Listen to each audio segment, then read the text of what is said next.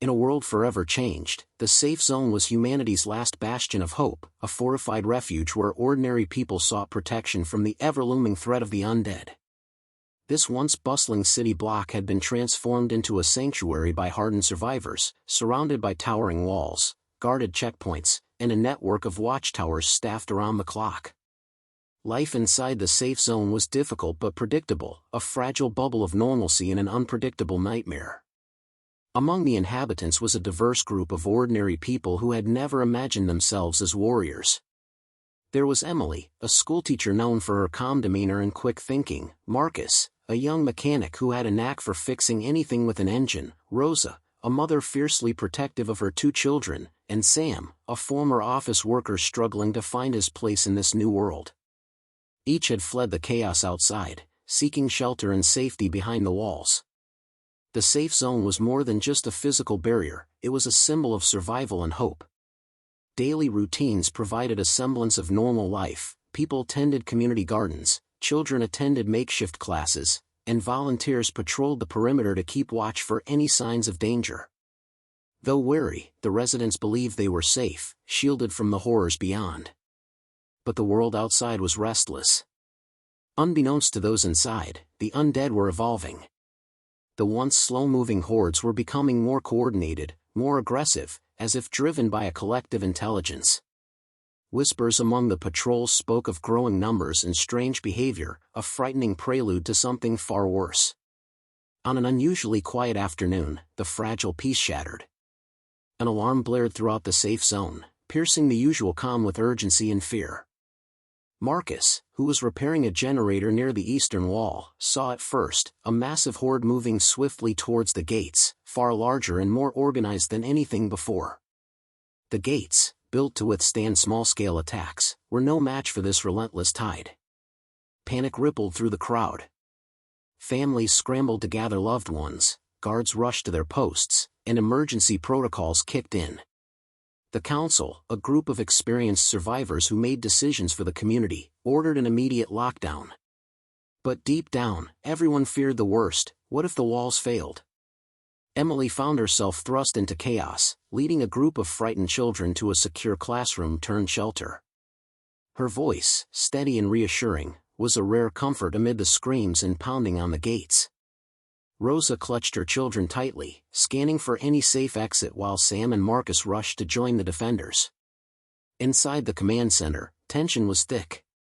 Communications flickered with static and broken messages from outposts already overrun. The weapons cache was limited, and the defenders were exhausted from weeks of constant vigilance. The safe zone's strength was dwindling, and with it, the hope of survival. The first breach came suddenly. A section of the wall crumbled under the pressure of the undead horde, sending a wave of terror crashing through the survivors. Chaos erupted as the infected spilled into the streets, forcing the defenders into a desperate retreat. In those moments, ordinary people became something new: fighters, protectors, and heroes. Emily, Marcus, Rosa, and Sam, once strangers bound only by circumstance, found their paths converging in the heart of the safe zone. Together, they faced unimaginable danger, learning quickly that survival depended not just on strength or weapons, but on trust, courage, and the will to fight back. As the night deepened, the safe zone transformed from a sanctuary into a battleground. Every corner held danger, every shadow whispered threat. The battle against the undead was no longer a distant nightmare, it was the brutal reality of their lives. And this was only the beginning. Would you like me to continue with part 2, or adjust the tone or style in any way? You said. The deafening crash of the wall's collapse echoed like a death knell through the safe zone. Dust billowed, mingling with the screams of those trapped inside as the first undead clawed their way through the shattered barrier. What was once a symbol of safety now stood as an open invitation to destruction. Marcus was among the first defenders on the front lines, his hands trembling as he gripped a makeshift spear fashioned from a broken pipe. He had never wielded a weapon before, but there was no time to hesitate. The faces of the undead were blank, twisted with hunger, as they surged forward relentlessly. His heart pounded like a drum in his chest, adrenaline fueling his every move. Nearby, Emily helped usher terrified children into the underground shelter beneath the school. The cold, dimly lit space was a stark contrast to the chaos above. Her voice, calm and steady, was the anchor holding the group together. She didn't know if the adults she left behind were alive, but she refused to let fear consume these innocent souls. Rosa's maternal instincts kicked into overdrive. With her children clinging to her, she fought through crowds and debris, seeking a way to regroup with Sam, who had promised to meet her at the community center. Every corner they turned, the unmistakable groans of the undead grew louder, tightening the noose of terror. Sam, meanwhile, had discovered a small group of survivors trapped in a grocery store, barricaded but running low on supplies. His experience navigating crowded office corridors now served him well, guiding them through narrow escape routes to avoid the ever-approaching horde. Each step was a gamble with death, but surrender was not an option. As the hours dragged on, it became painfully clear that the safe zone was failing. The walls, once impregnable, were overwhelmed in several places. Communications were spotty, and the number of defenders was dwindling fast. Supplies meant to last weeks were now dangerously low, and exhaustion was setting in. But from the chaos, something extraordinary began to emerge. The ordinary residents, forced into unimaginable circumstances, discovered reserves of strength and resourcefulness they never knew they had. Marcus, once hesitant and unsure, found himself coordinating small teams to plug breaches and rescue trapped neighbors. His mechanical skills allowed him to rig simple traps and alarms, buying precious time. Emily transformed from a protector of children into a fierce leader, organizing evacuation routes and first aid stations. Her calm in the storm inspired others to push beyond their fear. Rosa, fueled by the need to protect her family, became a fierce fighter, using whatever she could find to defend herself and others. Even Sam, who had doubted his own courage, proved invaluable. His quick thinking and steady hands saved lives, and his determination to help strangers forged bonds that would become unbreakable. The safe zone was no longer just a place to hide, it was a crucible, forging a new kind of warrior. People who had never held a weapon or faced death were now forced to fight, to adapt, and to survive. Yet the undead kept coming, relentless, unyielding, and seemingly endless. The survivors soon realized this was not just a simple attack, but a test of humanity's will to endure. The very walls that had once shielded them now seemed like fragile glass, ready to shatter. In the darkness of night, as fires flickered and gunshots echoed through the streets, the survivors prepared for what lay ahead. Every decision could mean the difference between life and death. Trust was scarce, and the line between friend and foe blurred under the strain. But even in the direst moments, hope burned quietly, a promise that as long as they stood together, they could face the darkness. The safe zone was no longer safe. It was a battlefield. And ordinary people were becoming warriors. Would you like me to proceed with part 3? You said. As dawn broke over the battered safe zone, the grim reality settled heavily on everyone's shoulders. The initial shock of the breach was fading, replaced by a grinding exhaustion and a dawning realization: this was not a temporary crisis but a full-scale siege. The walls held in some places but faltered in others, and the undead's unending advance tested every shred of the survivors' endurance. Inside the command center, the council convened an emergency meeting. Their faces were pale, lines of worry etched deep. Supplies were critically low, morale even lower. The question on everyone's mind was simple yet terrifying: how long could they hold out? Emily sat silently among the council members, listening to debates about rationing food, reinforcing defenses, and organizing counterattacks. Though she was not a soldier, her perspective as a calm leader and protector of the vulnerable earned her a voice. She urged the group to focus on protecting families and children, emphasizing that survival was not just about weapons but about keeping hope alive. Outside, the survivors were forced to make hard choices. Some clung to the idea that help would come, that a rescue team or government forces might still exist somewhere beyond the horizon. Others were less hopeful, their eyes hollow from sleepless nights and lost friends. Distrust began to seep in.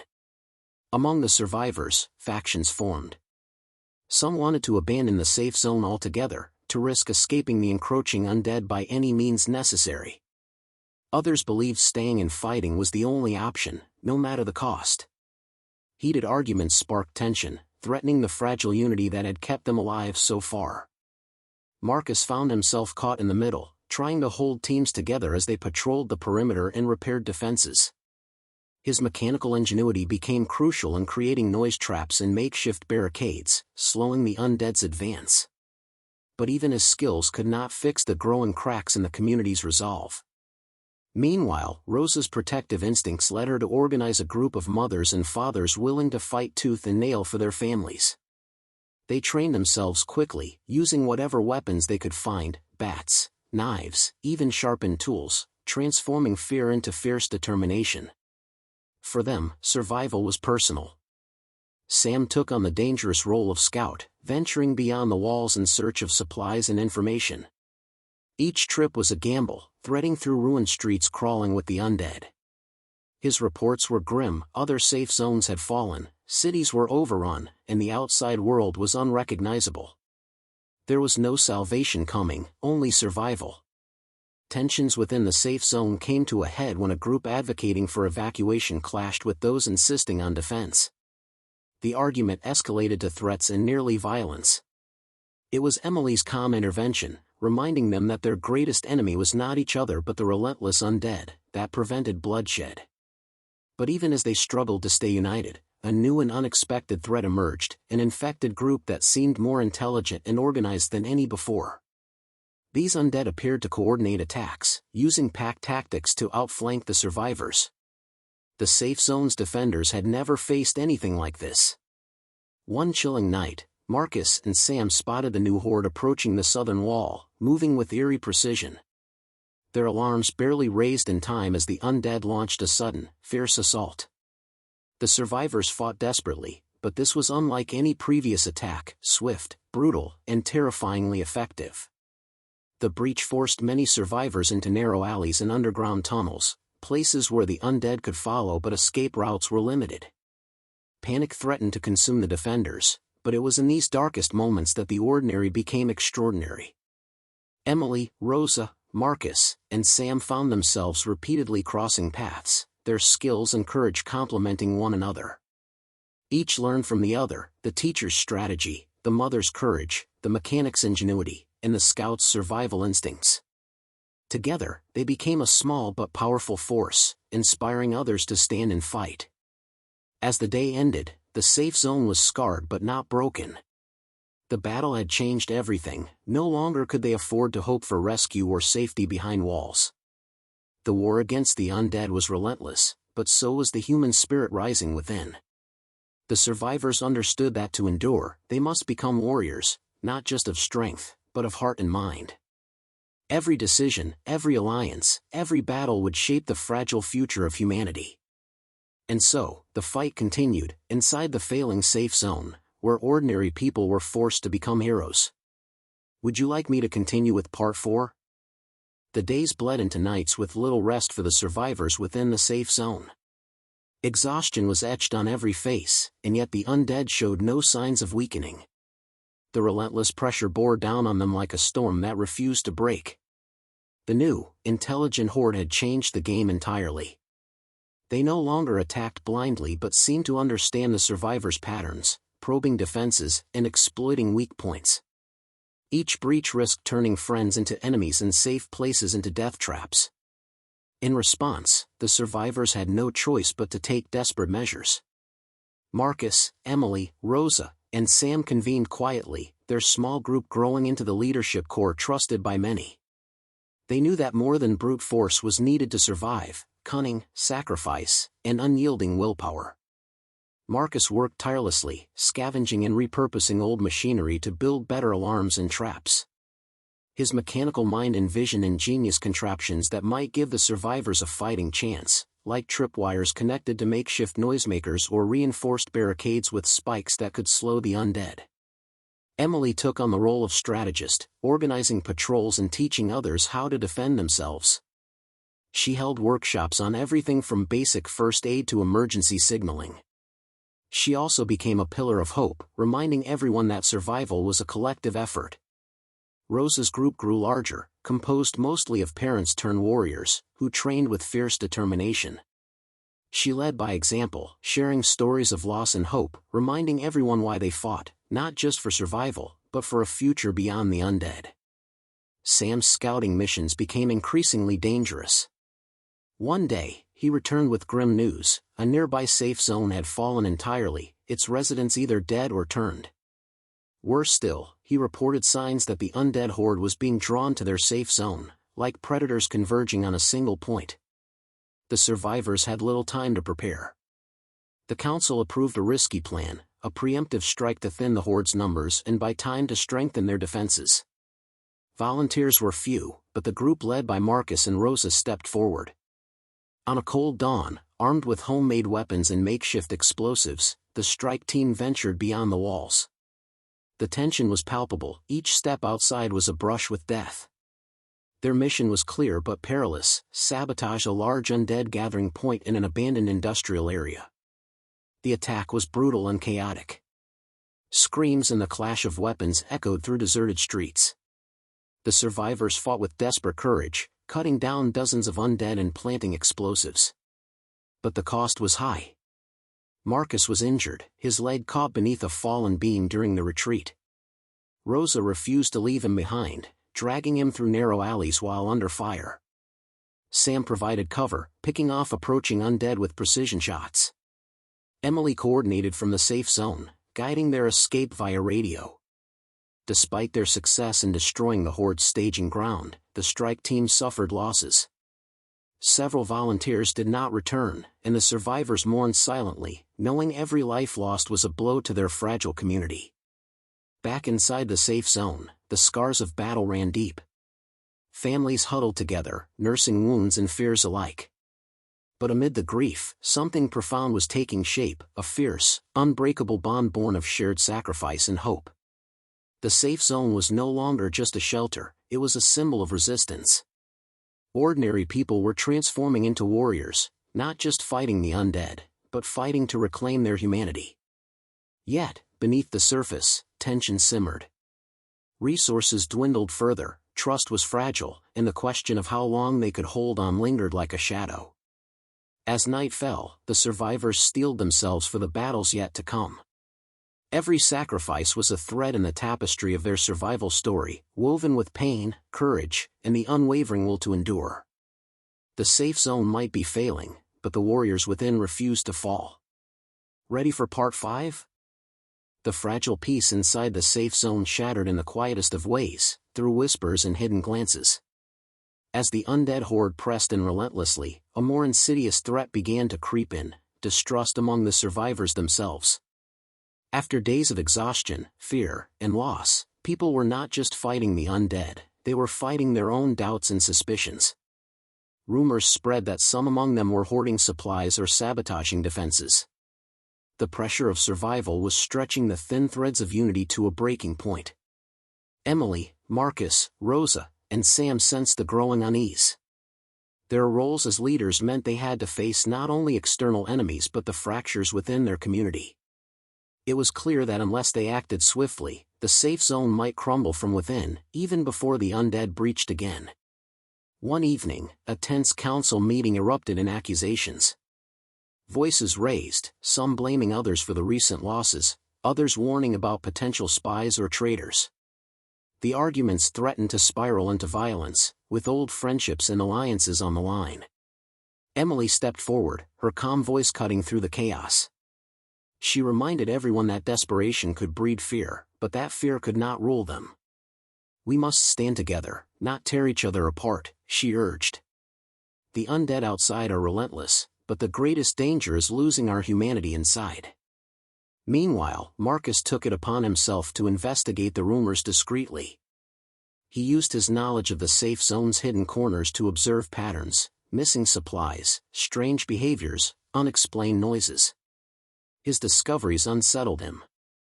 He found evidence that some survivors, driven by desperation, were indeed hoarding food and medicine.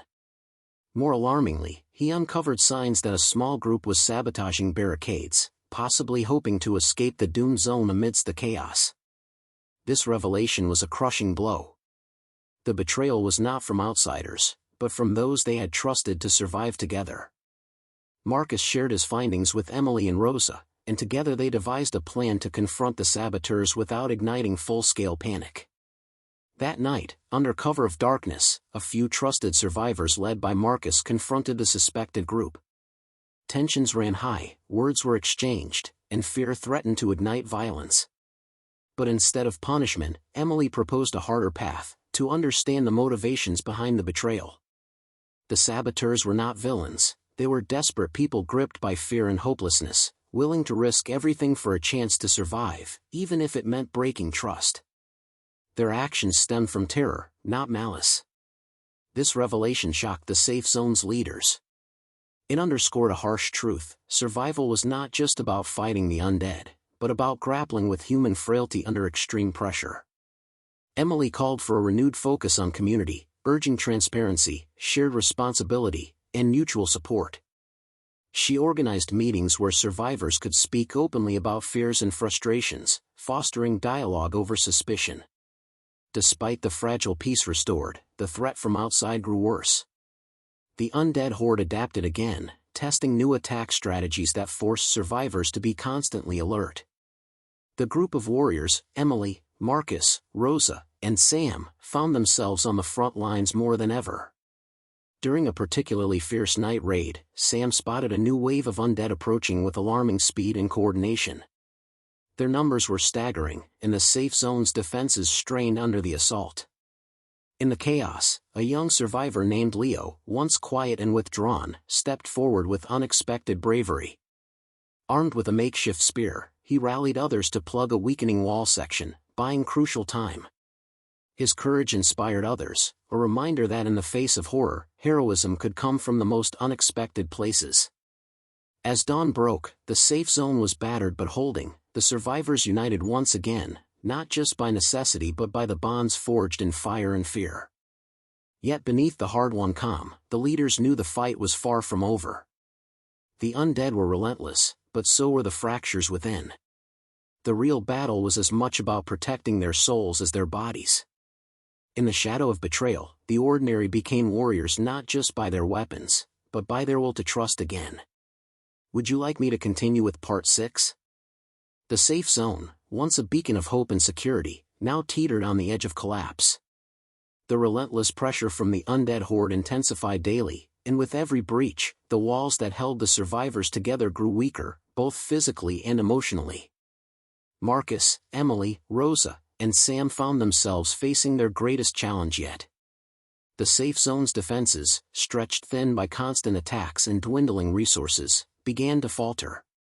Every wall breached was a painful reminder that their sanctuary was no longer safe. One fateful evening, a massive breach tore through the northern barricade. The undead surged in like a tidal wave, overwhelming the exhausted defenders. Panic spread quickly as survivors scrambled to regroup or flee. Amid the chaos, Marcus rallied a small group to hold the line at the main gate, using every tool at their disposal. Makeshift weapons clashed with relentless undead, and every moment counted. His injury from the earlier mission slowed him, but his resolve burned stronger than ever. Emily coordinated evacuation efforts, guiding families and the wounded toward a secondary shelter deep inside the zone. Her voice, steady and commanding over the crackling radios, became the lifeline for many. Rosa led the fighters, moving like a force of nature through the battle, inspiring others with her fierce determination. Her group formed a defensive ring around the shelter, buying precious time for the vulnerable to escape. Sam took on the dangerous task of sniping from elevated positions, picking off approaching undead with sharp precision. His keen eyes spotted a cluster attempting to flank the defenders, and he called out warnings that allowed the group to reposition quickly. Despite their efforts, the breach grew. The undead poured in, forcing the survivors into a desperate retreat. The safe zone was no longer a fortress, it was a battlefield strewn with fear and loss. As they fell back to the secondary shelter, a heart-wrenching decision had to be made. To save the many, some had to stay behind to hold off the undead, knowing well they might never see their friends again. Rosa volunteered, refusing to abandon those who depended on her.